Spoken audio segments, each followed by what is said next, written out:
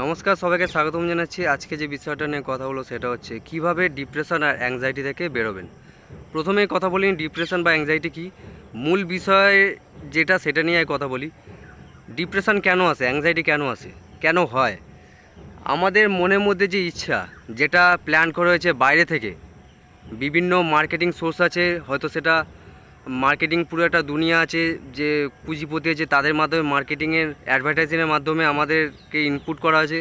হতে পারে সেটা আমাদের পারিপার্শ্বিক পরিবেশ থেকে ইনপুট করা হয়েছে, হতে পারে আমাদের আত্মীয় স্বজন পরিবার থেকেই ইনপুট করা হয়েছে, বীজ পোতা হয়েছে। সেই ইচ্ছাকে বাস্তবে রূপান্তর করার জন্য আমরা আপ্রাণ সারাজীবন চেষ্টা করে থাকি।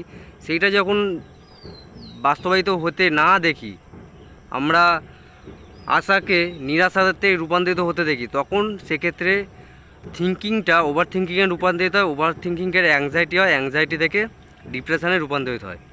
তো এটা একটা চেন সাইকেল। তো এই এই এই যে ডিপ্রেশন অ্যাংজাইটি থেকে বেরিয়ে আসার কিছু টিপস আছে। সেই টিপসগুলো হচ্ছে নিজের হেলথকে মেনটেন করুন, নিজের যে sleep cycle, exercise, diet, meditation, নিজের প্রায়োরিটি কী সেই দিকে ফোকাস করুন। ফার্স্ট হচ্ছে নিজের হেলথকে, বডি আর মাইন্ড। বডিকে যদি আপনাকে ঠিক রাখতে হলে আপনাকে এক্সারসাইজ করতে হবে। রোজ আধা ঘন্টা অথবা 15 থেকে আধা ঘন্টা আপনি এক্সারসাইজ করতে পারেন।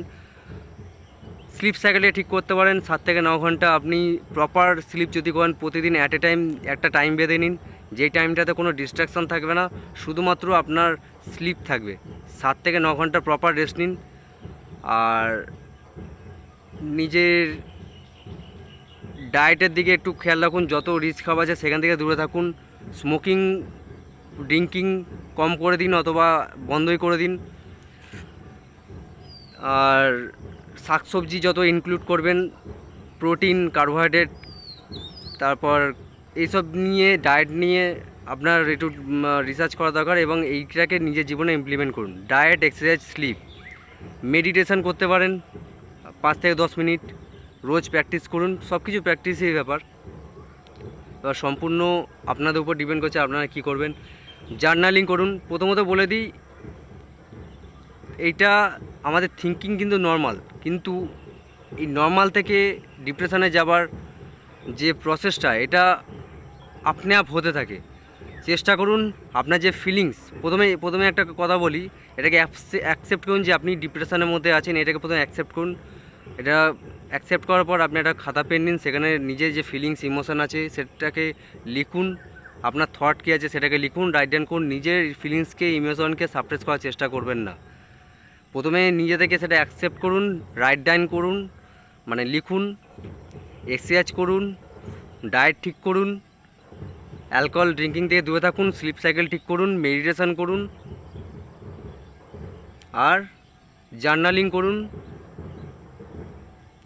যদি দেখেন যে আপনার দ্বারা এই বিষয়টা হচ্ছে না, তাহলে একজন প্রফেশনালের কাছে হেল্প নিন, অথবা আপনার সবথেকে কাছের যে প্রিয় ব্যক্তি তার সাথে আপনি শেয়ার করতে পারেন, তার সাথে কথা বলুন। আপনার বাবা মা, বন্ধু বান্ধবী, প্রিয় লোক যারা আছে তার সাথে আপনি, যে আপনার সবথেকে কাছে তার সাথে কথা বলতে পারেন। তাতে কি আর কিছুটা হালকা হয় এবং সেখান থেকে আপনাকে দেখবেন ওরা কেয়ার করছে, সে কেয়ারের ফলে আপনিও তো অনেকটা রিকভার করতে পারছেন।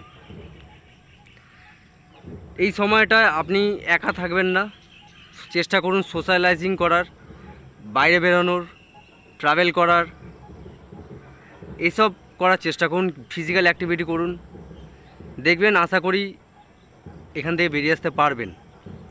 যদি সেরকম হয় একজন প্রফেশনালের সাথে কাউন্সেলিং করুন, অ্যাডভাইস নিতে পারেন, অথবা সাইকোলজির সাথে কথা বলতে পারেন। তো এই কটা টিপস রইল। কেমন লাগলো ভিডিও সম্বন্ধে নিচে কমেন্ট করে জানাবেন। সবাই ভালো থাকবেন, আর আপনাদের কী মতামত নিচে কমেন্ট করে জানাবেন। তো সবাই ভালো থাকবেন। Thank you.